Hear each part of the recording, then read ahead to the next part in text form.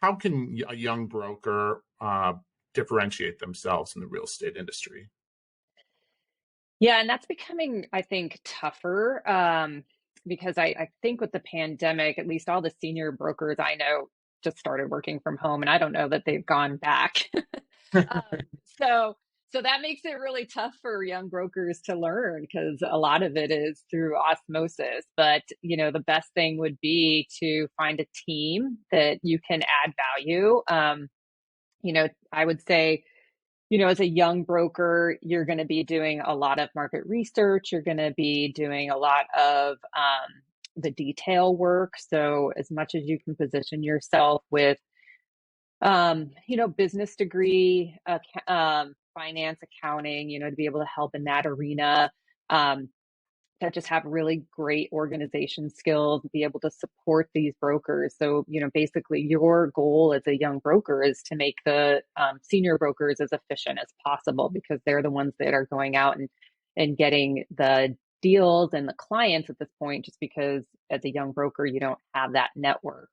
But you can help support them and make them more efficient, and the more that you can make them more efficient, the more you're going to learn. And then, you'll be able to progress and build your own network because the more you learn, the more access to the clients and that you're going to have, and then, eventually develop your own client base. But being part of a team, I think it's really hard to start out in brokerage and be on your own. It's just, I think the internet is both a connector and a challenge, if you don't already have the network. So I think of the internet and, you know, Zoom and all of these social programs, they're great at connecting you once you sort of have some sort of established presence and track record.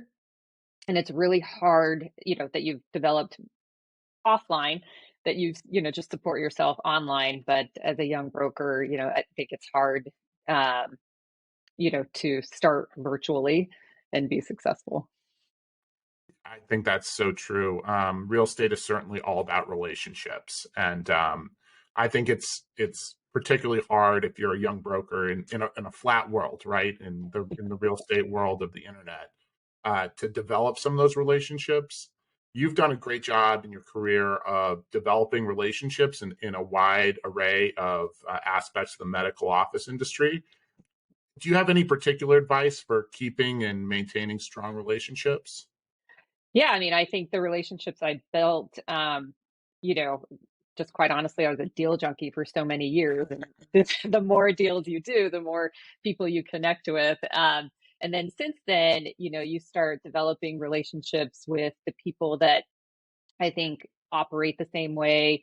You value each other's personalities, and then from there, you start to grow and develop more business together because there's no friction. And when you can sort of streamline how you operate, things just get done quicker. You kind of anticipate what your client needs. You help streamline them and organize them to help them make decisions quicker because they typically have stakeholders as well.